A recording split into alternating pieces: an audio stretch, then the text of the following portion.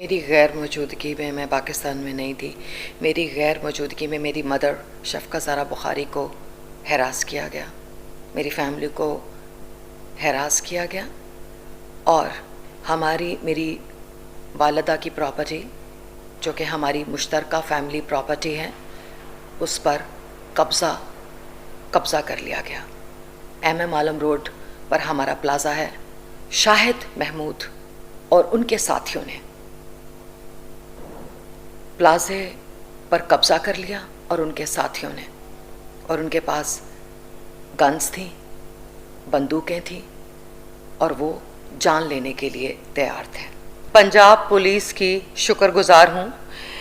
पंजाब में बहुत सारे कब्ज़े छुड़ाए, कब्ज़ा माफिया के ख़िलाफ़ बड़ा इक़दाम किया। वो कौम के हीरो हैं, कौम उनको सलाम पेश करती है। कौम के हीरो को मेरा भी सलाम।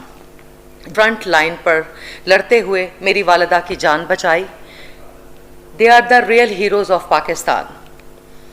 मैं पाकिस्तान पंजाब पुलिस जो इस वक्त मौजूदा हालात में जराइम पेशा और कब्ज़ा ग्रुपों के ख़िलाफ़ लड़ रहे हैं बल्कि उनका सर कुचल रहे हैं, वो तारीख़ में अपनी मिसाल आप हैं।